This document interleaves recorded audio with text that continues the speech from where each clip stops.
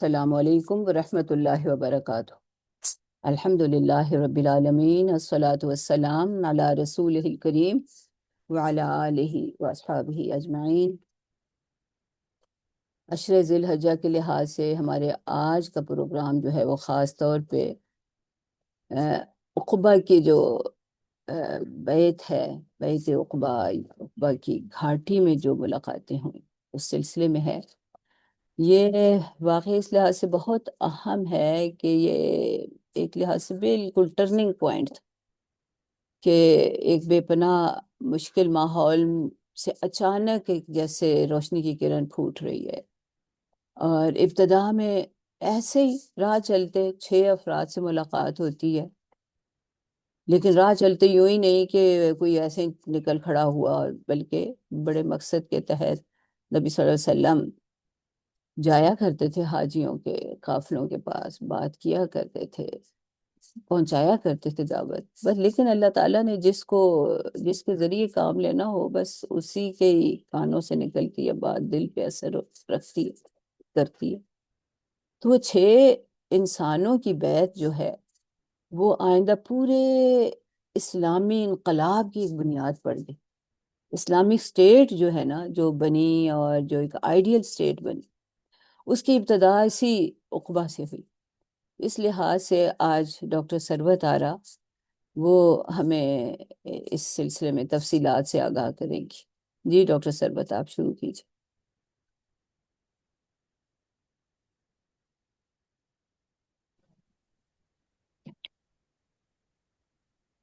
اعوذ باللہ من الشیطان الرجیم، الحمدللہ رب العالمین، الصلاۃ والسلام علی رسولہ الکریم وآلہ وصحبہ اجمعین۔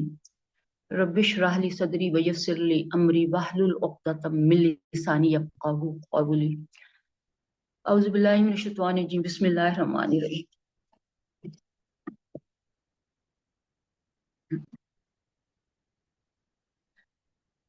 تاریخ اسلام میں چند واقعات ایسے ہیں جنہوں نے اسلامی ریاست کے قیام میں فیصلہ کن کردار ادا کیا۔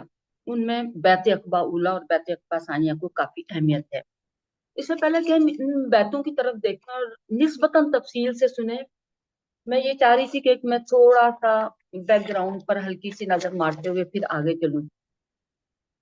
اس میں میں نے سامنے کچھ لکھے ہوئے لرننگ آؤٹ کم، ہو سکتا ہے میں تھوڑا بہت ان سے ہٹ جاؤں، لیکن یہ اس لیے رکھے کہ کچھ نہ کچھ مائنڈ میں رہتی ہیں باتیں۔ تو ہم سب سے پہلے پس منظر کی طرف جانا چاہتے ہیں۔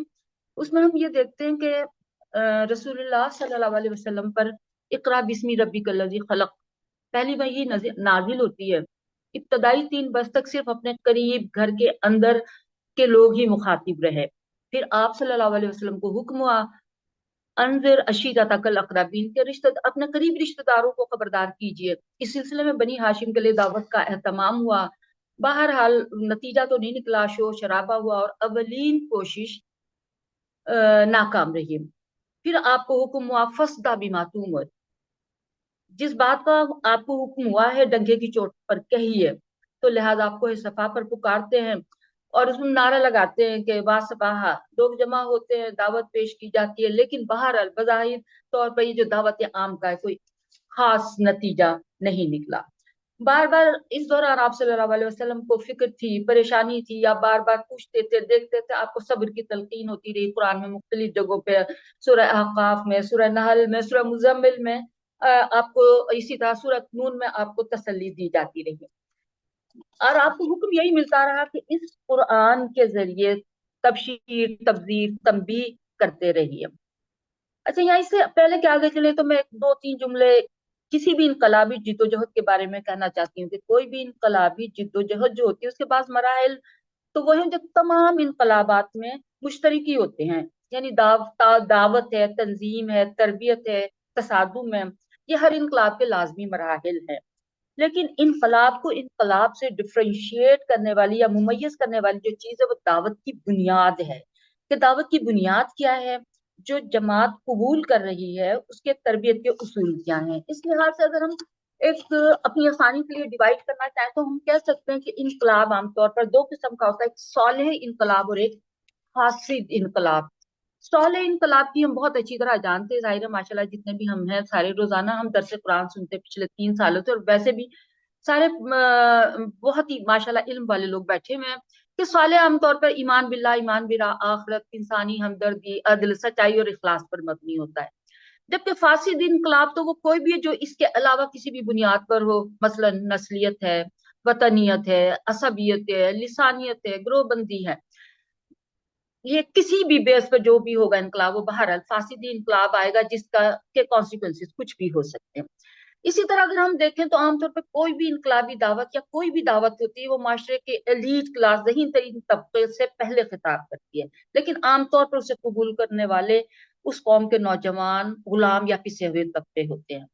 اسی طرح دعوت کے اگر ابتدائی مرحلوں کو ہم دیکھیں تو ہمیشہ وہ سٹارٹ میں تو اس کو نان سیریس لیا جاتا ہے، ہمیشہ اس کے اندر کی استہزاء ہوتی ہے، تمسخر ہوتا ہے کہ اس سے انہی باتوں سے انقلابی دعوت جو ہے وہ ختم ہو جائے گی اور ختم کرنے کی کوشش کی جاتی ہے۔ جب دعوت پیش قدمی کرتی رہتی ہے تو باطل کا نظام اگلا مرحلہ جو تشدد، جبر اور ظلم پر مبنی ہوتا ہے، اسی طرح مکہ میں دعوت اسلامی اور انقلابی دعوت پر جب عمل ہوتا رہا تو یہ بہی معنی تشدد ہم یہ دیکھتے ہیں اور بڑی اچھی طرح جانتے ہیں کہ 5 نبوی میں اپنے نقطۂ عروج کو پہنچ گیا تو ہجرت کی اجازت دی جاتی ہے، اور یہ ہجرت حبشہ تقریباً 2 مرتبہ عمل میں آتی ہے، اور کچھ اہل ایمان حبشہ کی طرف ہجرت کر جاتے ہیں۔ 6 نبوی میں ہم دیکھتے ہیں کہ حضرت عمر اور حضرت حمزہ رضی اللہ تعالیٰ عنہ ایمان لاتے ہیں، مسلمانوں کو کچھ حوصلہ ہوتا ہے، کچھ تقویت ہوتی ہے، کھلم کھلا نماز پڑھنے لگتے ہیں۔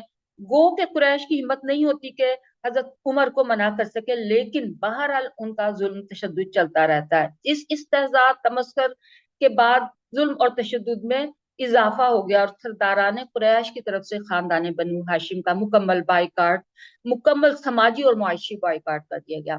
مجبور ہو کر شیب ابی طالب میں خاندان بنو ہاشم محصور ہو گئے ہیں، اور یہ واقعہ ہم بہت اچھی طرح جانتے ہیں کہ اس میں بائیکاٹ کے ساتھ ساتھ بھوک، پیاس اور غرض سبھی کچھ شامل تھا۔ بہرحال 3 سال بعد انسانیت کی دبی ہوئی چنگاری جاگی تو مقاطیہ کا جو معاہدہ تھا اسے پھاڑ پھینکا گیا۔ اس طرح بنی ہاشم کی مجبوری کا دور ختم ہوا۔ امتحان کا اگلا مرحلہ ہے جو 10 نبوی کا زمانہ ہے۔ تیسرا حربہ عام طور پہ ہم یہ سمجھتے ہیں کہ جب ان سے باتیں نہیں بنتی تو ٹیمپٹیشن، لالچ کو آزمایا جاتا، وہی آپ کے سامنے یہ چیزیں پیش کی گئی جب آپ اپنی دعوت اسلام پیش کر رہے تھے کہ بادشاہت، سرداری، دولت، آپ بادشاہ بننا چاہتے ہیں، سردار بننا چاہتے ہیں، دولت چاہتے ہیں تو آپ کے قدموں میں ڈھیر کر دیتے ہیں، اچھے خاندان میں شادی کرنا چاہتے ہیں تو یہ کر دیتے ہیں۔ غرض کی یہ وہ ٹیمپٹیشن کا مرحلہ جب آزمایا گیا تو چچا ابو طالب نے بلایا اور کہا کہ بھتیجے میرے کندھوں پر اتنا بوجھ نہ ڈالو۔ یہ وہ چچا ہیں جنہوں نے 10 سال کوئی آنچ نہیں آنے دی۔ جب رسول اللہ صلی اللہ علیہ وسلم سے حضرت ابو طالب نے فرمایا تو آپ نے کہا چچا جان اگر میرے ایک ہاتھ پر سورج اور دوسرے ہاتھ پر چاند بھی رکھ دیں تب بھی میں اپنی دعوت چھوڑنے والا نہیں۔ شیب ابی طالب کی سختی ختم ہوئی تو اللہ تعالیٰ کی طرف سے ایک اور امتحان آیا جس کو رسول اللہ صلی اللہ علیہ وسلم نے عام الحزن یعنی غم کا سال قرار دیا، جس میں ابو طالب کا انتقال ہوا۔ ابو طالب خاندانی اور قبائلی سطح پر وہ اس معاشرے میں آپ کے حامی اور پشت پناہ تھے، اور اس کے ساتھ ہی حضرت خدیجہ رضی اللہ تعالیٰ عنہ کی بھی رحلت ہو گئی۔ وہ گھر کے اندر کا رفیق، ہمت بندھانے والی ساتھی، دل جوئی کرنے والی رفیقہ حیات تھیں جو کہ آپ کو داغ مفارقت دے گے۔ اس کے بعد رسول اللہ صلی اللہ علیہ وسلم حالات کے نتائج کو دیکھ رہے تھے۔ مکہ میں اب کوئی راستہ نظر نہیں آتا تھا۔ آپ 10 نبوی حضرت زید بن حارثہ کے ساتھ طائف کا سفر کرتے ہیں کہ شاید طائف میں کسی بڑے سردار کو توفیق دے اللہ تعالیٰ کہ وہ میری رفاقت اختیار کرے، لیکن اس دل دوز سفر کی تفصیلات سے ہم بہت خوب واقف ہیں۔ سرداروں نے بات نہیں سنی، اور بلکہ یہ کہ زیادتی کی اور باش لوگوں کو پیچھے لگایا، پتھر مارے گئے، اور رحمت العالمین ہم دیکھتے ہیں کہ اس اسلامی دعوت کو دیتے ہوئے زخمی اور لہو لہات ہیں۔ اس راہ میں جو سب پہ گزرتی ہے سو گزری، تنہا پس زندہ کبھی رسوا سرے بازار۔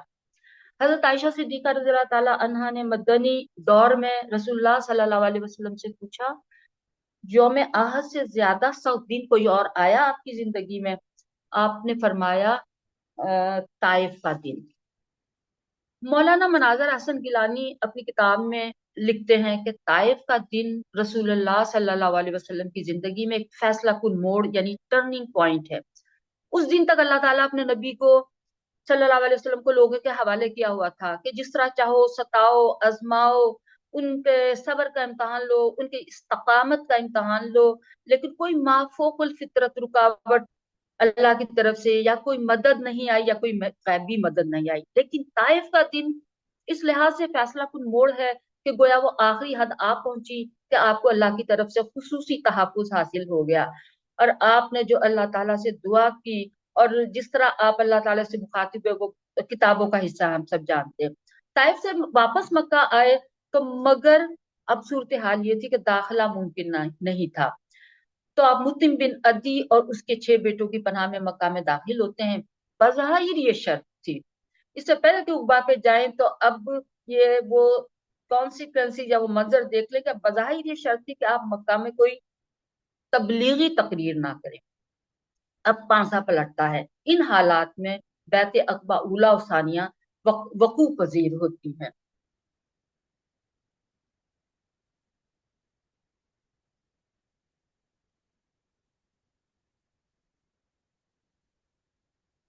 इस्लाम एक मुकम्मल ज़ाब्ता हयात है जो इनफरादी जिंदगी नहीं, इसकी इज्तमाही और सियासी जिंदगी को भी मुनज़्ज़म करता है। और इस्लामी मुआशरे की बुनियाद ये हम एक दफा फिर देखेंगे ईमान, अमल, मसावत, अखुवत और अल्लाह की हाकमियत पर रखी गई है। ये बैतें अगर हम देखें, बैतें उला और सानी, तो हम ये देखते हैं कि इन्होंने दावत का जो इस्लामी दावत थी, जो अल्लाह की दावत थी, जो कुरान की दावत थी, वो उनका एक वो एक टर्निंग पॉइंट था उसमें, एक जिसने एक नजरियाती मुआशरा इस्लामी हुकूमत के कयाम की बुनियाद रखी। ऊला का पस मंजर बताने से पहले अब मैं आपको बता चुकी हूँ, चूंकि पिछला पहला पस मंजर के कहते अकबर ऊला किन हालात में होती है। हम ये देखते हैं कि मक्के में हर साल हज होता था, मेले लगते थे और उनमें कोई पाबंदी नहीं थी। अक्कास का, सूक का, जुल्मजाज का, मुजन्ना, बल्कि मीना में भी पड़ाव होते थे। ये 11 नबी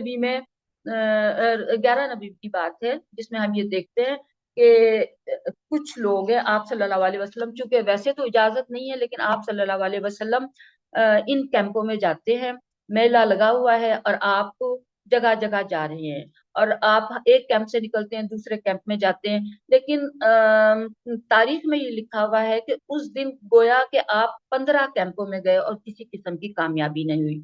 यहाँ आकर कुछ हिस्ट्री पे दस्तरस रखने वाले कहते हैं कि ये उस दिन का वाकया दरअसल खुदाई तदबीर थी। कहते हैं कि इस तदबीर में खुद रसूलुल्लाह सल्लल्लाहु अलैहि वसल्लम का की तदबीर का कोई ऐसा अमल दखल नहीं था। आपने की जितनी भी मक्की दौर की कोशिश थी, जिदोजहद थी, दावत पहुंचाना था, वो सब कुछ मक्के में था और मक्के के बाहर से कभी आपने सोचा नहीं था।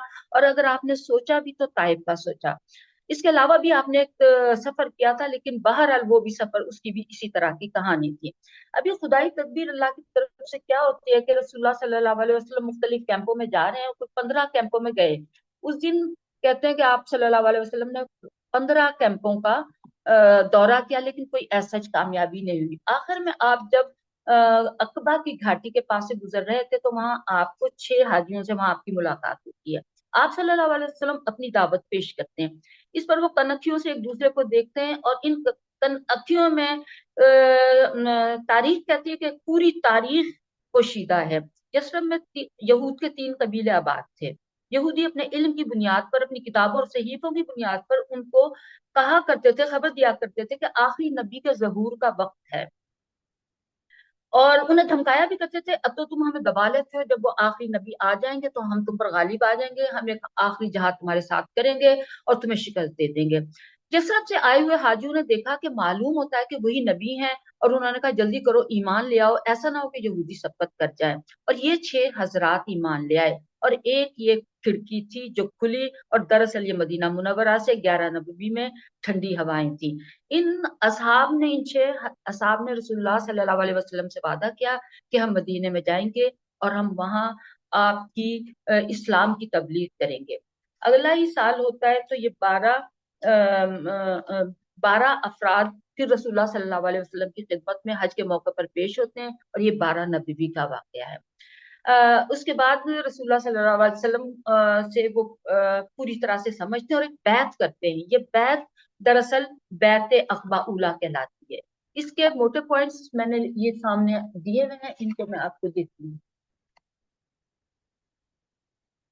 ان کے موٹے موٹے پوائنٹس ہیں جو میں نے لکھے ہیں، جو بیعت رسول اللہ صلی اللہ علیہ وسلم نے کہی کہ ان کے ساتھ یہ صحیح بخاری میں ہے، اور حضرت عبادہ بن ثابت رضی اللہ عنہ اس کی تفصیل بیان کرتے ہیں۔ مختصراً یہ کہ اللہ کے ساتھ کسی کو شریک نہ کرو گے، چوری نہ کرو گے، زنا نہ کرو گے، اپنی اولاد کو قتل نہ کرو گے، اپنے ہاتھ پاؤں کے درمیان سے گھڑ کر کوئی بہتان نہ لاؤ گے، اور کسی بھلی بات میں میری نافرمانی نہ کرو گے۔ جو شخص یہ ساری باتیں پوری کرے گا، اس کا اجر اللہ پر ہے۔ حضرت عبادہ فرماتے ہیں کہ ہم نے ان الفاظ پر پہلی بیعت کی، یہ بیعت عقبہ اولیٰ تھی۔ یہاں پر انہوں نے رسول اللہ صلی اللہ علیہ وسلم سے عرض کی کہ ہمارے ساتھ کوئی ایک شخص بھیج دیجیے جو ہمیں قرآن کی تعلیم دے۔ یہاں میں اس پوائنٹ پر پھر ایک دفعہ، جس طرح کے شروع میں باجی نے کہا، پھر میں فوکس کرنا چاہتی ہوں کہ رسول اللہ صلی اللہ علیہ وسلم کی دعوت و تبلیغ، تعلیم و تربیت کی بنیاد قرآن ہے۔ یہ اس انقلاب کا انفراسٹرکچر ہے، اور اس عظیم الشان عمارت کی اصل مضبوطی اسی جڑ اور بنیاد سے ہے۔ تو جب انہوں نے کہا کہ ہمارے ساتھ کوئی شخص بھیج دیجیے جو قرآن کی تعلیم دے، تو قرآن حضرت مصعب بن عمیر کے نام نکلا، جو اپنے زمانے میں بڑے ناز و نام میں پلے ہوئے تھے۔ بہرحال اسلام لائے تو چچا نے گھر سے نکال دیا۔ رسول اللہ صلی اللہ علیہ وسلم نے ان کو مدینہ بھیجا، اور یہ تاریخ میں اسلام کے پہلے سفیر ہیں۔ بہرحال بیعت پوری ہو گئی، حج ختم ہو گیا، اور جب رسول اللہ صلی اللہ علیہ وسلم نے نمائندہ مقرر کر دیا کہ یہ وہاں پر جائیں، قرآن کی تعلیم دے، اسلامی احکام کی تعلیم دے، اور انہیں دین کے احکامات سکھائیں، اور جو لوگ اب تک شرک پر مدینہ میں چلے آ رہے ہیں ان میں اسلام کی اشاعت کریں۔ حضرت مصعب بن عمیر مدینہ جاتے ہیں، وہاں حضرت اسد بن زرارہ کے گھر مقیم رہ کر اسلام کی تبلیغ کرتے ہیں اور کرتے رہتے ہیں۔ یا حضرت اسد بن زرارہ جو اپنے قبیلے کے سردار تھے، حضرت سعد بن معاذ، ان لوگوں کی کوششوں سے ایک سال کے اندر اسلام کی مدینہ میں اتنی تبلیغ ہوئی کہ شاید ہی انصار کا کوئی گھرانہ بچا ہو جس میں کسی عورت، مرد یا چند مردوں اور عورتوں نے ایمان نہ قبول کر لیا ہو، سوائے چند ایک گھر تھے جو رہ گئے۔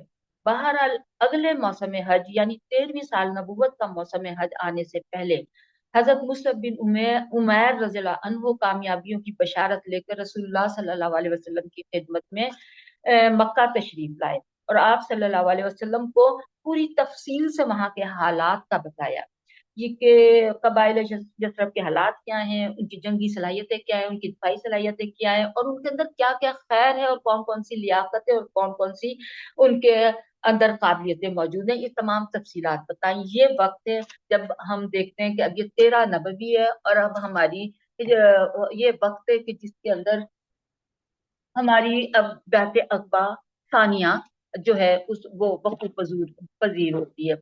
یہ اس دوسری بیعت عقبہ ثانیہ کے وقت کہا یہ جاتا ہے کہ نبوت کا یہ 13ویں سال ہے، موسم حج ہے، جون 622 ہے، یثرب سے 70 اور کہیں ہے کہ 75 سے زیادہ مسلمان فریضہ حج کی ادائیگی کے لیے مکہ تشریف لائے۔ یہ لوگ اپنی قوم کے مشرک حاجیوں میں شامل ہو کر آئے تھے۔ راستے میں آتے ہوئے انہوں نے آپس میں خود ایک دوسرے سے سوال کیا، ابھی یہ یا تو یثرب سے چلے تھے یا مکے کے راستے میں تھے، کہ انہوں نے آپس میں پوچھا، اور وہ یہ پوچھنے لگے کہ ہم کب تک رسول اللہ صلی اللہ علیہ وسلم کو یوں ہی مکے کے پہاڑوں میں چکر کاٹتے، ٹھوکرے کھاتے اور خوف زدہ کیے چھوڑے رکھیں گے۔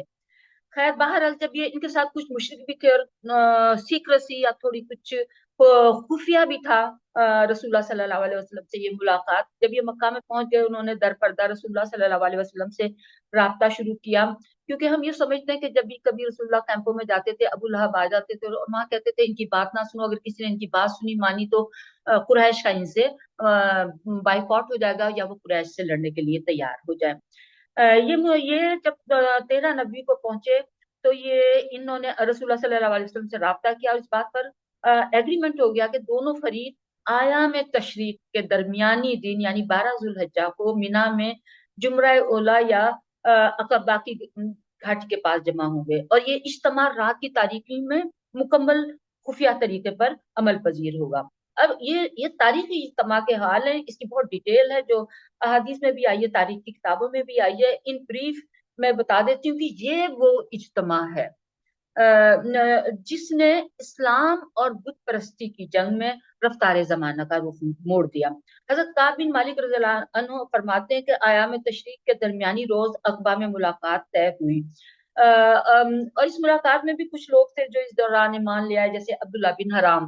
اچھا، حضرت کعب رضی اللہ عنہ واقعے کی تفصیلات بیان کرتے ہوئے کہتے ہیں کہ ہم لوگ حسب دستور اس رات اپنی قوم کے ہمراہ اپنے کیمپوں اور ڈیروں میں سوئے. جب تہائی رات گزر گئی تو ہم اپنے کیمپوں سے نکل کر رسول اللہ صلی اللہ علیہ وسلم کے طے شدہ مقام پر پہنچے، اور اس طرح ہماری کل تعداد 75 تھی، جس میں 73 مرد اور 2 عورتیں تھیں.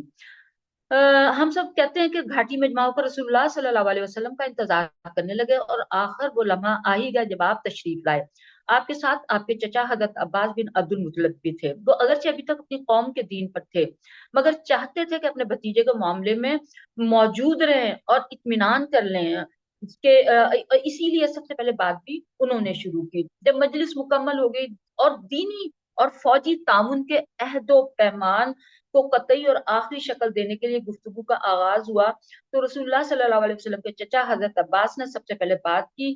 ان کا مقصد یہ تھا کہ پوری وضاحت، صراحت اور ایکسپلینیشن کے ساتھ یہ ذمہ داری کی نزاکت واضح کر دیں جو اس عہد و پیمان کے نتیجے میں یہ آئے ہوئے افراد پر، جو کہ بیعت عقبہ ثانیہ کرنے والے ہیں، جن کے نتیجے میں وہ رسول اللہ صلی اللہ علیہ وسلم کو اپنے ساتھ لے جانا چاہتے تھے.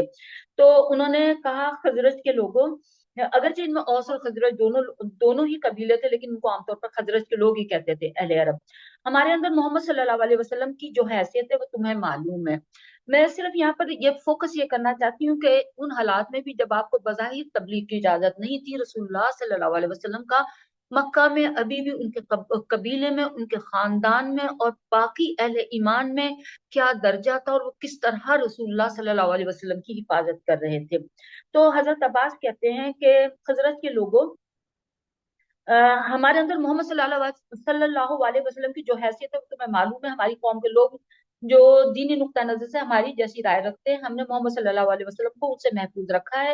وہ اپنی قوم اور اپنے شہر میں قوت، عزت، طاقت اور حفاظت کے اندر ہیں، مگر اب وہ تمہارے یہاں جانے پر اصرار کر رہے ہیں. لہٰذا اگر تمہارا یہ خیال ہے کہ تم انہیں جس چیز کی طرف بلا رہے ہو اسے نبھا لو گے اور انہیں ان کے مخالفین سے بچا لو گے، تب تو ٹھیک ہے، تو جو تم نے ذمہ داری اسے اٹھائی ہے اسے تم جانو. لیکن اگر تمہارا یہ اندازہ ہے کہ تم انہیں اپنے پاس لے جانے کے بعد ان کا ساتھ چھوڑ کر کنارہ کش ہو جاؤ گے، تو پھر ابھی سے انہیں چھوڑ دو، کیونکہ وہ اپنے شہر، اپنی قوم میں بہرحال عزت اور حفاظت سے ہیں. حضرت کعب رضی اللہ عنہ اس موقع پہ کہتے ہیں کہ عباس، ہم نے آپ کی بات سن لی ہے، اب اے اللہ کے رسول صلی اللہ علیہ وسلم، آپ گفتگو فرمائیے اور اپنے لیے، اپنے رب کے لیے جو عہد و پیمان پسند کرتے ہیں کر لیجئے. اس جواب سے اب آپ ایک لمحے کے لیے دیکھیے، پتہ لگتا ہے انصار کے عزم کا، ان کی استقامت کا، کہ وہ اس عظیم ذمہ داری کو اٹھانے اور اس کے پرخطر نتائج کو برداشت کرنے اور جھیلنے کے سلسلے میں انصار کے عزم محکم، شجاعت اور جوش کمال کا کیا حال ہے، یہاں ہمیں وہ اپریشیٹ کرنا پڑتا ہے. تو بہرحال اس کے بعد رسول اللہ صلی اللہ علیہ وسلم نے گفتگو فرمائی. آپ نے پہلے قرآن کی تلاوت کی، اللہ کی طرف دعوت دی اور اسلام کی ترغیب دی. اس کے بعد بیعت ہوئی. بیعت کے الفاظ جو ہے، حضرت جابر کا بیان ہے کہ ہم نے عرض کی کہ اللہ کے رسول، ہم آپ سے کس بات پر بیعت کریں؟ آپ صلی اللہ علیہ وسلم نے فرمایا کہ اس بات پر کہ چستی اور سستی ہر حال میں باسنو گے اور مانو گے، تنگی اور خوشحالی ہر حال میں مال خرچ کرو گے، بھلائی کا حکم دو گے، برائی سے روکو گے، اللہ کی راہ میں اٹھ کھڑے ہو گے، اور اللہ کے معاملے میں کسی ملامت گر کی ملامت کی پرواہ نہ کرو گے، اور جب میں تمہارے پاس آ جاؤں گا تو میری مدد کرو گے، اور جس چیز سے اپنی جان، اپنے بال بچوں کی حفاظت کرتے ہو اس سے میری حفاظت کرو گے. میں نے، کیونکہ ہم نے ان کا ایفیکٹ دینا، اس لیے میں نے ان کو تھوڑا زیادہ واضح کر کے آپ کے سامنے رکھ دیا ہے. تو اس پر حضرت برا رضی اللہ عنہ بن معرور حضرت برا بن معرور نے آپ صلی اللہ علیہ وسلم کا ہاتھ پکڑا اور کہا، اس ذات کی قسم جس نے آپ کو نبی برحق بنا کر بھیجا، ہم یقیناً اس چیز سے آپ کی حفاظت کریں گے جس سے اپنے بال بچوں کی حفاظت کرتے ہیں. لہٰذا اے اللہ کے رسول، آپ ہم سے بیعت لیجئے. ہم خدا کی قسم جنگ کے بیٹے ہیں، جنگ ہمارا کھلونا ہے، اور ہماری یہی رسم ہے، یہی ریت ہے جو ہمارے باپ دادا سے چلی آ رہی ہے. हजरत काब रजी अल्लाह अन्हु कहते हैं कि हजरत बरा रजी अल्लाह रसूलुल्लाह से बात कर रहे थे कि अबुल हैसम बिन तहयान उन्होंने बात करते हुए कहा कि ए अल्लाह के रसूल, हमारे कुछ लोगों यानी यहूद के दरमियान अहद व पैमान की अहद व पैमान है, और ये रस्सियां जब हम आपको लेके जाएंगे, आपसे ताल्लुकात उस्तवार करेंगे, आपसे अहद व पैमान करेंगे, तो इन रस्सियों को काटने वाले तो कहीं ऐसा तो नहीं होगा हम ऐसा कर डालें तो फिर अल्लाह आप सल्लल्लाहु अलैहि वसल्लम को गलबा और ज़हूर अता फरमाए, तो आप हमें छोड़कर अपनी कौम की तरफ पलट आए। आपने ये सुनकर तबस्सुम फरमाया, फिर आपने उनसे कहा कि बल्कि आप लोगों का खून मेरा खून है और आप लोगों की बर्बादी मेरी बर्बादी है, मैं आपसे हूं और आप मुझसे हैं। जिससे आप जंग करेंगे उससे मैं जंग करूंगा, जिससे आप सुलह करेंगे उससे मैं सुलह करूंगा। यहाँ चूंकि ये वो पैकेज या वो मुआहदा होने वाला है, उसके वो कॉन्सिक्वेंसेस या इम्पैक्ट आने वाले इस्लामी मुआशरे के क़याम में। यहाँ फिर एक बात, जब बैत की शराइत मुकम्मल हो जाती हैं, गुफ्त शुनीद मुकम्मल हो गई और अब लोगों ने बैत शुरू करने का इरादा किया, तो उस वक्त अंसार में से दो मुसलमान जो 11 नबी 12 नबी यानी पहली दफा भी वो थे और उला के वक्त भी थे, तो रसूलुल्लाह सल्लल्लाहु अलैहि वसल्लम से मुलाकात हुई थी और मुसलमान हुए थे। वो उठे और उन्होंने लोगों के सामने उनकी जिम्मेदारी की नजाकत और खतरनाकी को अच्छी तरह वाजे किया।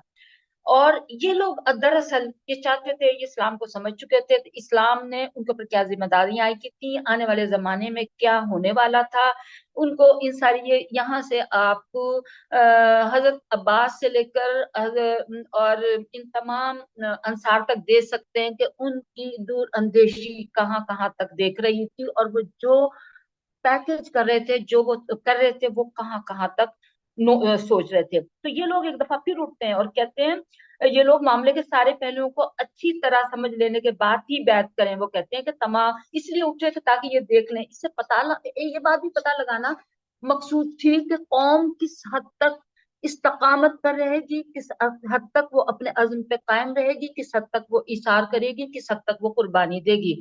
तो इब्ने असहाब कहते हैं कि जब लोग बैत के लिए जमा हो गए, तो फिर हजरत अब्बास बिन अबादा ने कहा, तुम लोग जानते हो कोई इनसे नबी सल्लल्लाहु अलैहि वसल्लम से किस बात पर बैत कर रहे हो? जी हाँ की आवाजें आई। हजरत अब्बास रजी अल्लाह अन्हु ने कहा कि तुम इनसे सुर्ख और सियाह लोगों से जंग पर बैत कर रहे हो। अगर तुम्हारा ये ख्याल हो कि जब तुम्हारे अमवाल का सफाया कर दिया जाएगा, तुम्हारे अशराफ कत्ल कर दिए जाएंगे, तो तुम उनका साथ छोड़ दोगे, तो अभी से छोड़ दो। क्योंकि अगर तुमने उन्हें ले जाने के बाद छोड़ा, तो ये तो दुनिया और आखिरत की रुसवाई होगी। और अगर तुम्हारा ये ख्याल है कि जब तुम्हारे माल तबाह हो जाएं, तुम्हारे श्राफ कत्ल हो जाएं और तुम्हें लगे कि तुम तबाही के किनारे पे हो, और उसके बावजूद भी तुम कहो कि तुम वो अहद निभाओगे जिसकी तरफ तुम उन्हें बुला रहे हो, तो फिर बेशक तुम इन्हें ले लो, क्योंकि ये खुदा की कसम दुनिया और आखिरत की भलाई है। सब ने बेतवाज कहा कि हम माल की तबाही और अशराफ कत्ल का खतरा मोल लेकर उन्हें कबूल करते हैं। हाय अल्लाह के रसूल सल्लल्लाहु अलैहि वसल्लम, हमने ये अहद पूरा किया तो हमें इसके एवज क्या मिलेगा? आप सल्लल्लाहु अलैहि वसल्लम ने फरमाया, जन्नत।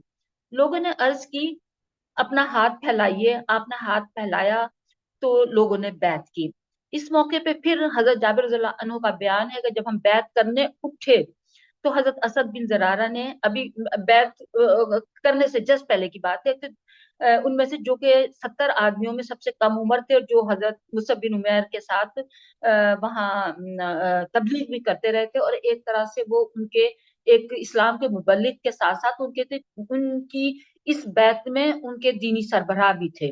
और सबसे पहले वैसे उन्होंने ही बैत की, तो उन्होंने फिर रसूलुल्लाह सल्लल्लाहु अलैहि वसल्लम का हाथ पकड़ लिया और बोले, अहले यस्रब जरा ठहर जाओ। हम आपकी खिदमत में इतना लंबा चौड़ा सफर करके इस यकीन के साथ हाजिर हुए कि आप सल्लल्लाहु अलैहि वसल्लम अल्लाह के रसूल हैं। आज आपको यहाँ से ले जाने के मानी है कि सारे अरब से दुश्मनी, तुम्हारे चीदा चीदा बड़े सरदारों का कत्ल, तलवारों की मार, लिहाजा अगर ये सब कुछ बर्दाश्त कर सकते हो तब तो उन्हें ले चलो, तुम्हारा अजर अल्लाह पर है।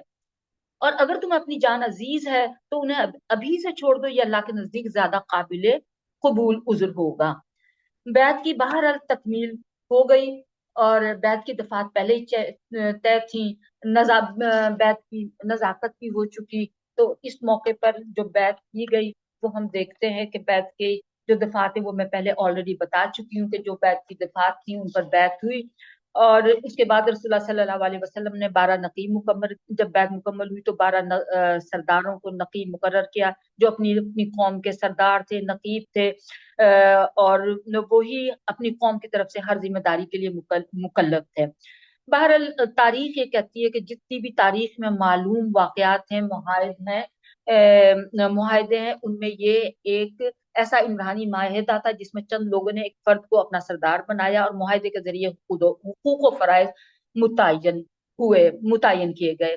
اب ہم یہ دیکھتے ہیں کہ اس کے امپیکٹ کے سلسلے میں کیا کیا چیزیں یا کیا کیا باتیں ہیں جو ہم پر عائد ہوتی ہیں، اور وہ موٹی باتیں کیا ہیں۔ ہم دیکھتے ہیں کہ یہ ان بیتوں کی اہمیت کیا ہے۔ ان بیتوں کی اہمیت میں بیتوں کی اہمیت پر جانے سے پہلے، جس طرح میں نے بار بار اس قصے کو پورے ڈیٹیل سے بتایا، اور ہم دیکھتے ہیں کہ اس میں ان کا ایمان مضبوط تھا، ان کا جوش، ان کی قربانی، ان کا جذبہ، ان کا رسالت پر ایمان اور آخرت پر ایمان، اور وہ اس کے جو کانسیکوینسز تھے اس دوران انہوں نے ہر طرح کی تسلی دے دی کہ ہم ثابت قدم رہیں گے، ہم استقامت دکھائیں گے، ہم ہر حال میں آپ کی حفاظت کریں گے۔ تو پھر میں کہتی ہوں کہ یہ سارا دیکھنے کے بعد، یہ پورا پس منظر رکھنے کے بعد، ہم یہ دیکھتے ہیں کہ ان بیتوں کی اہمیت کیا ہے۔ اس کے میں پوائنٹس میں یہ ہے کہ 2 3 4 میں نے موٹے پوائنٹس رکھے ہیں، کہ اگرچہ بہت زیادہ ہیں، کہ اسلام کی دعوت کا نیا مرحلہ تھا، سیاسی اور عسکری معاہدہ تھا، قیادت اطاعت کی مثال تھی، اسلامی معاشرہ حکومت کا قیام تھا۔ اس میں چند باتیں اگر میں آپ کے سامنے ذرا تھوڑا سے ایک دو جملے میں بتاتی جاؤں، کہ رسول اللہ صلی اللہ علیہ وسلم نے کے لیے رسول اللہ صلی اللہ علیہ وسلم کے لیے، اسلام کے لیے، مسلمانوں کے لیے ایک دعوت کا نیا مرحلہ تھا۔ اس میں ہم دیکھیں بیعت عقبہ کے ذریعے اسلام مکہ کی حدوں سے نکل کر مدینہ کی طرف بڑھا، اور مکہ میں مسلمانوں کو شدید مظالم کا سامنا تھا، جبکہ مدینہ میں ایک محفوظ ماحول مہیا ہونے لگا۔ یہ ایک سیاسی اور عسکری معاہدہ تھا۔ بیعت عقبہ ثانیہ اسلامی ریاست کے قیام کے لیے ایک واضح معاہدہ تھا۔ اس نے اسلامی قیادت کو ایک مرکز، تحفظ اور طاقت فراہم کی۔ اور یہ نمبر 3، یہ قیادت اور اطاعت کی ایک بڑی اعلیٰ مثال تھی۔ انصار مدینہ نے جس جذبے سے نبی کریم صلی اللہ علیہ وسلم کی قیادت کو تسلیم کیا، وہ قیامت تک کے مسلمانوں کے لیے نمونہ ہے۔ انہوں نے ہر قربانی دینے کا وعدہ کیا اور اسے نبھایا ہے۔ نمبر 4،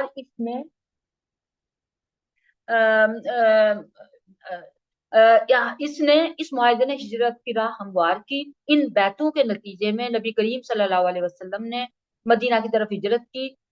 یہ صرف جگہ کی ہجرت نہیں تھی، جگہ کی تبدیلی نہیں تھی، بلکہ ایک نئے معاشرتی اور سیاسی دور کی ابتدا تھی۔ اسلامی معاشرہ اور حکومت کا قیام۔ مدینہ میں نبی کریم صلی اللہ علیہ وسلم نے ایسی حکومت کی بنیاد رکھی جو عدل و انصاف پر مبنی تھی، ہر شہری کے حقوق کا تحفظ کرتی تھی، اقلیتوں کے حقوق کا مکمل تحفظ تھا، دین و دنیا کی رہنمائی کرتی تھی۔ یہاں نبی صلی اللہ علیہ وسلم نے اور بھی معاہدات کیے، جیسے اخوت کا معاہدہ جو انصار مہاجرین کے درمیان تھا۔ میثاق مدینہ کے ذریعے تمام قبائل کو ایک سیاسی وحدت میں جوڑا اور معاشرتی عدل کا نظام قائم کیا، زکوٰۃ و صدقات کا منظم انتظام کیا، تعلیم کو فروغ دیا اور فلاحی ریاست کی بنیاد رکھی۔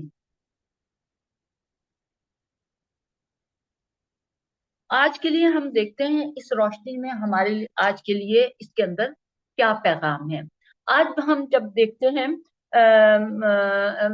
کہ آج امت مسلمہ بھی ہر طرح، آج پھر ہمیں وہی مسائل ہیں، اسی طرح ہمارا بھی انتشار کا دور ہے، بے عملی میں، بے حسی میں، اور طرح طرح کی گروپ بندی اور فرقہ واریت میں ہم بٹے میں۔ اگر دیکھا جائے تو کسی بھی حد تک کو کسی نہ کسی فارم میں وہ اسی ایک قبائلی معاشرے کی تصویر پیش کرتا ہے۔ اب سوال ہمارے سامنے یہ ہے کہ کیا انقلابی تبدیلی ممکن ہے؟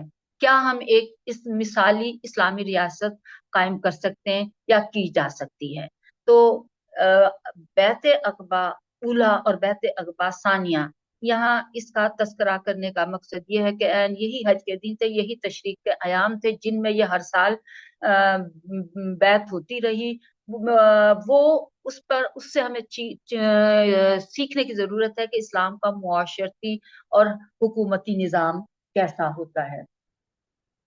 اس یہاں پر ایک سب سے امپورٹنٹ بات یہ ہے کہ ہم بہت سے ان نظام اور انتظام لانے کی بات کرتے ہیں، ہم بہت سے تبدیلیاں کرنا چاہتے ہیں، ہم بہت سی ترقیاں کرنا چاہتے ہیں، لیکن اسلامی نظام آنے کا صرف ایک ہی طریقہ ہے کہ اسلامی نظام یا اسلامی حکومت صرف نعرے یا سیاست سے نہیں بنے گی، نہ نعرے اور سیاست سے آئے گی، نہ باتوں سے بنے گی، بلکہ اسلامی نظام، اسلامی حکومت قربانی، اجتماعیت، استقامت اور ایمان کی بنیاد پر قائم ہوتی ہے۔ اسلامی نظام ایثار، وفاداری، استقامت اور عملی اقدامات سے نافذ ہوتا ہے۔ ہمیں آج بھی ایسے ہی شعور کی ضرورت ہے تاکہ ہم بیت عقبہ کی روشنی میں ایک مثالی اسلامی معاشرہ قائم کر سکیں۔ اور یہ جیسا کہ میں نے شروع میں بھی کہا تھا کہ یہ وہ روشن ابواب ہیں جنہوں نے اسلام کو دعوت سے حکومت تک پہنچایا۔ یہ بیتیں فرد کے اخلاقی عزم سے اور فرد سے افراد بنتے اور معاشرہ بنتا، فرد کے اخلاقی عزم سے لے کر ریاستی تشکیل تک کا سفر ہے۔ آج بھی اگر مسلمان ان بیتوں کے جذبے کو اپنا لیں تو دنیا میں ایک بار پھر عدل، امن اور اسلامی نظام قائم ہو سکتا ہے۔ اسلامی نظام جب بھی کبھی آئے گا وہ اسی طریقے سے آئے گا جس طریقے سے مدینہ میں آیا۔ اسلامی ریاست بنے گی، فلاحی ریاست بنے گی، خالصتاً اسلام کے اصولوں پر بنے گی، اسی طریقے سے بنے گی جو رسول اللہ صلی اللہ علیہ وسلم ہمارے سامنے رکھ چکے ہیں۔ اچھا، نظریے پر ٹیک ہوم میسج کے طور پر میں یہ کہنا چاہتی ہوں کہ نظریے پر کوئی بھی انقلاب آتا ہے، کوئی بھی دعوت آتی ہے، کوئی بھی نظام آتا ہے، وہ ایک نظریے پر مبنی ہوتا ہے اور ایک نظریے پر آتا ہے۔ تو نظریے پر یقین، قربانی کا جذبہ سب سے امپورٹنٹ چیز ہوتی ہے، اور ہم یہاں ان کے جذبہ اثار کو کہ انہوں نے مدینہ میں اپنی جان، مال، وقت سب کچھ دین کے لیے قربان کیا اور بڑے صبر اور استقامت کے ساتھ کیا۔ اور اس سلسلے میں ہم دیکھتے ہیں، میرے پاس اگر ٹائم ہے تو میں صرف یہ آیت بتا سکتی ہوں کہ قرآن کی آیت خود رسول اللہ صلی اللہ علیہ وسلم کا اس بارے میں اقرار بھی ہے کہ جب ہم سورہ حشر کی یہ آیت پڑھتے ہیں کہ وَالَّذِينَ تَبَوَّءُوا الدَّارَ وَالْإِيمَانَ مِن قَبْلِهِمْ يُحِبُّونَ مَنْ هَاجَرَ إِلَيْهِمْ وَلَا يَجِدُونَ فِي صُدُورِهِمْ حَاجَةً مِمَّا أُوتُوا وَيُؤْثِرُونَ عَلَىٰ أَنفُسِهِمْ وَلَوْ كَانَ بِهِمْ خَصَاصَةٌ وَمَن يُوقَ شُحَّ نَفْسِهِ فَأُولَٰئِكَ هُمُ الْمُفْلِحُونَ۔ وہ انصار ان سے محبت کرتے ہیں جو ان کی طرف ہجرت کرے اور اپنے دلوں میں مال کی کوئی حاجت نہیں پاتے جو ان مہاجرین کو دیا جائے، اور اپنی ذات پر ان کو ترجیح دیتے ہیں اگرچہ خود انہیں سخت ضرورت ہو، اور جو کوئی اپنے نفس کے لالچ سے بچا لیا گیا وہی لوگ فلاح پانے والے ہیں۔ اس سلسلے میں میرے پاس اگر 2-3 منٹ ہیں تو میں یہ ایک بات اور سامنے رکھنا چاہتی ہوں انصار کے سلسلے میں، وہ کہ تھوڑی لمبی تھی لیکن میں کوشش کرتی ہوں کہ میں اس کو تھوڑا سا بریف کر کے بتا دوں۔ ہم ثروت، دیکھتے ہیں ابھی کہ جنگ آپ کے حنین، پاس ابھی 7 منٹ ہیں، جی آپ بس اتنے پھر میں اس ناز کو تھوڑا سا بریف بتا جی۔ دیتی ہوں۔ جنگ حنین کے موقع پر ہم دیکھتے ہیں بہت زیادہ مال آیا، کہ کسی جنگ میں اتنا نہیں آیا جتنا جنگ حنین کے موقع پر آیا۔ تو یہ جنگیں ان کا جو آیا تو ابھی مکہ کو فتح ہوئے تھوڑا عرصہ ہوا تھا، تو رسول اللہ صلی اللہ علیہ وسلم نے تالیف قلب یا مؤلفۃ القلب کے تحت ان کو زکوٰۃ میں اور اس مال غنیمت میں بہت زیادہ حصہ دے دیا۔ رسول اللہ صلی اللہ علیہ وسلم نے یہ کام اپنی پیغمبرانہ بصیرت اور حکمت سے کام لیا تھا، اس لیے ان کے اوپر کافی انعام و اکرام کی بارش ہوئی اور مال غنیمت ان کو ان کی حصے سے زیادہ دے دیا گیا۔ بہرحال انسان ہیں، انسانیت کے کوئی تقاضے ہوتے ہیں، کوئی جذبات ہوتے ہیں۔ انصار کو شاید یہ حالانکہ میں ابھی بہت بڑی گواہی ان کی طرف سے پیش کر چکی ہوں کہ شاید ان کے تھوڑی سی یہ بات ان کے دل کو لگی، محسوس ہوئی، اور آخر دلوں کی بات زبان پر آ گئی۔ انہوں نے کہا خدا کے رسول کو خدا معاف فرمائے کہ سارا مال غنیمت قریش کو دے دیا اور ہم خالی ہاتھ رہے تھے۔ جبکہ یہ یہاں پر میں نے یہ صرف جملے اس لیے بتانے کی کوشش کی کہ اس میں ان کی کوشش، محنت، ہر چیز ٹپک رہی ہے ان جملوں میں، جبکہ ہماری تلواروں سے سرخ خون کے قطرے ابھی تک ٹپک رہے ہیں۔ جب پریشانی اور مشکلات پیش آتی ہیں تو ہماری یاد آ جاتی ہے، جب تقسیم کا وقت آتا ہے تو غنیمت کا مال دوسروں کو ملتا ہے۔ یہ بات رسول اللہ صلی اللہ علیہ وسلم کے کانوں تک پہنچتی ہے، آپ ایک مجمع اکٹھا کرتے ہیں، ان پہ ایک نظر ڈالتے ہیں اور پھر انصار کی جانب متوجہ ہوتے ہیں اور کہتے ہیں کہ کیا تم نے یہ کہا کہ مال غنیمت مکے کے قریش کو دے دیا گیا اور ہم محروم ہو گئے؟ صحابہ دم بخود ہو گئے۔ انصار کے کچھ بزرگ اٹھے اور کہا کہ رسول اللہ صلی اللہ علیہ وسلم، یہ حقیقت ہے کہ اس طرح کی باتیں ہوئی، لیکن یہ کچھ ناسمجھ اور چھوٹے بچے نوجوانوں کی باتیں ہیں۔ سمجھدار معمر سرداروں نے، بڑی عمر کے سرداروں نے یا سمجھدار لوگوں نے ایسی کوئی بات نہیں کی۔ اس سوال کے جواب میں رسول اللہ صلی اللہ علیہ وسلم نے بہت ہی مؤثر اور بلیغ اور رقت آمیز خطبہ دیا کہ آپ نے فرمایا، اے گروہ انصار، یہ چونکہ دونوں پیکج چل رہے ہیں نا، معاہدہ کرنے والوں کا بھی اور بیعت لینے والوں کا بھی، جو معاہدہ لے رہے ہیں، تو اس پیکج لہٰذا پیکج کے تحت ہی چل رہی ہے یہ اسپیچ بھی۔ اگر آپ دیکھیں تو آپ کہتے ہیں کہ گروہ انصار، کیا یہ حقیقت نہیں کہ تم سب رائے حق سے بھٹکے ہوئے تھے اور خدا نے میرے ہی ذریعے تمہیں ہدایت سے نوازا؟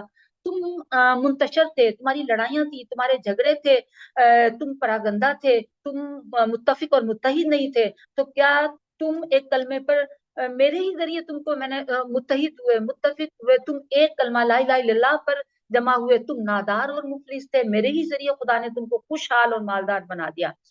آپ جوش و جذبے میں یہ فرما رہے تھے اور انصار دل کی گہرائیوں سے کہتے جاتے تھے کہ خدا کے رسول صلی اللہ علیہ وسلم، آپ کا ہم پر بڑا احسان ہے، خدا کے رسول صلی اللہ علیہ وسلم بڑے امین ہیں۔ انصار کے لوگ اونچی آواز میں اعتراف کر رہے تھے۔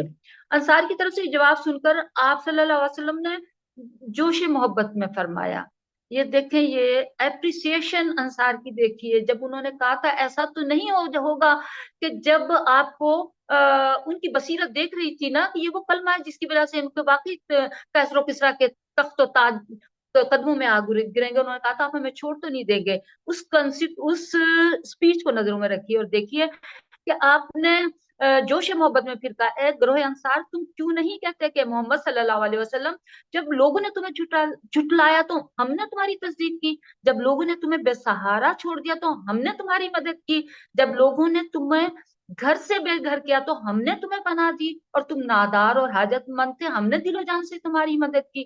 آپ کا جوش اور بڑھا، انصار تم یہ کہتے جاؤ اور میں جواب میں کہتا جاؤں گا کہ تم سچ کہتے ہو، تم سچ کہتے ہو۔ اس وقت آپ کی آواز میں رقت پیدا ہوئی، آنکھوں میں محبت کی چمک بڑھی اور آپ صلی اللہ علیہ وسلم نے بہت محبت سے فرمایا، اے انصار، کیا تمہیں یہ بات پسند نہیں کہ لوگ اونٹ اور بکریاں لے کر اپنے اپنے گھروں کو لوٹیں اور تم اپنے نبی محمد صلی اللہ علیہ وسلم کو اپنے ساتھ لے کر گھر جاؤ؟ رسول اللہ صلی اللہ علیہ وسلم کے یہ رقت انگیز کلمات سن کر انصار کی چیخیں نکل گئیں اور پکار اٹھے، ردینا ردینا، ہم بالکل راضی ہیں یا رسول اللہ، ہم بالکل راضی ہیں، ہمیں صرف محمد صلی اللہ علیہ وسلم درکار ہیں۔ اور انصار میں سے زیادہ تر کا یہ حال تھا کہ ان کی ہچکی بن گئی اور روتے روتے ان کی داڑیاں تر ہو گئی۔ پھر رسول اللہ صلی اللہ علیہ وسلم نے فرمایا کہ خدا کی قسم، تم لوگ جس ہستی کو لے کر اپنے گھر لوٹو گے وہ اس سے کہیں بہتر ہے جس کو یہ لوگ لے کر اپنے گھروں کو لوٹیں گے۔ اور انصار اس بے مثال نعمت اور بے پناہ خوشی پر محبت سے محبت اور آپ کی رحمت اور آپ کا ساتھ، آپ نے جو ان کو کمپنی دی اور آپ نے جس طرح ان کی عزت افزائی کی، وہ انصار اس بات پر جھوم اٹھے۔ اب اس پوائنٹ کا یہ پہلا پوائنٹ تھا کہ نظریے پہ یقین، قربانی، انہوں نے جس طرح جان مال سب کچھ قربان کیا دین کے لیے، یہ ہے کہ اس طرح سے دین قائم ہوتا ہے۔ دوسری بات، قومی اور اجتماعی شعور، ایک مضبوط صالح معاشرہ انفرادی نہیں بلکہ اجتماعی قربانی اور شعور سے بنتا ہے۔ اور اس میں امپورٹنٹ بات یہ ہے کہ قیادت کے ساتھ وفاداری، ایک منظم صالح قیادت کے بغیر صالح معاشرہ ترقی نہیں کر سکتا۔ وآخر دعوانا ان الحمدللہ۔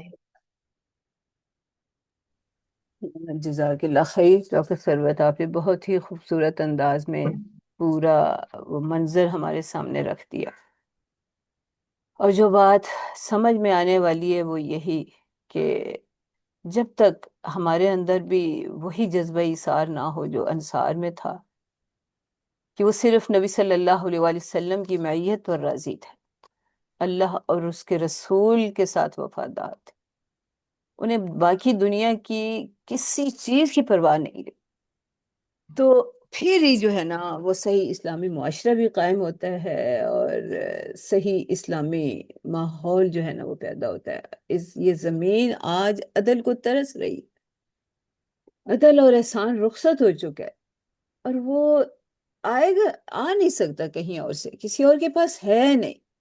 یہ عدل اور احسان صرف اللہ کی شریعت ہمیں دے سکتی، لیکن اس کے لیے شرط یہی ہے کہ آج بھی ہم دل و جان سے اللہ اور اس کے رسول کے وفادار ہو جائیں۔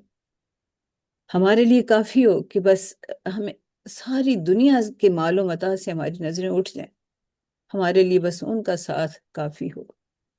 تو اللہ کرے کہ وہی جذبہ جو بیت عقبہ اولیٰ اور ثانیہ کرنے والوں میں تھا ہمارے اندر بھی پیدا ہو، ہم بھی اسی طرح اپنے جان و مال اللہ کے راستے میں قربان کرنے کے لیے تیار ہوں، اور اللہ کرے کہ وہ وقت آئے جب یہ زمین عدل اس میں قائم ہو، احسان جگمگاتا نظر آئے، اور یہاں اللہ کا دین غالب ہو۔ وہ دن اس زمین کے رہنے والوں کے لیے عافیت کا دن ہوگا، امن کا دن ہوگا، خوشحالی کا دن۔ اچھا جی، تو سروت اب آپ دعا کروا دیجیے۔ اعوذ باللہ من الشیطان الرجیم، بسم اللہ الرحمن الرحیم، الحمد للہ رب العالمین، الصلاۃ والسلام علی رسول الکریم و آلہ و اصحابہ اجمعین۔ اللہم استر عوراتنا وامر روعاتنا، لا الہ الا اللہ عظیم الحلیم، لا الہ الا اللہ رب العرش عظیم، لا الہ الا اللہ رب السماوات رب الارض رب العرش الکریم، یا حی یا قیوم برحمتک استغیث، اللہم انا نجلوک فی نحورہم و نعوذ بک من شرورہم، اللہم رب السماوات السبع و رب العرش العظیم، اکفنا کل مہم من حیث شئت من این شئت، اللہم احسن عاقبتنا فی الامور کلیہا واجرنا من خزی الدنیا وعذاب الآخرہ، اللہم انا نسألک العفو والعافیۃ فی الدنیا والآخرہ، ربنا آتنا فی الدنیا حسنۃ وفی الآخرۃ حسنۃ وقنا عذاب النار،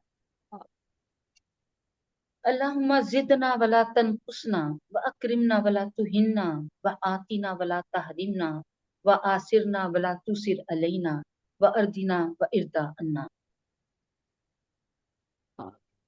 اللہم اعز الاسلام والمسلمین، اللہم اعز الاسلام والمسلمین، اللہم انصر الاسلام والمسلمین، ربنا تقبل منا انک انت السمیع العلیم، سبحان ربک رب العزت عما یصفون وسلام علی المرسلین والحمد للہ رب العالمین، صلی اللہ تعالی علی خیر خلقہ محمد و آلہ و صحبہ اجمعین، آمین برحمتک یا ارحم۔ اچھا جی، السلام علیکم ورحمۃ اللہ وبرکاتہ۔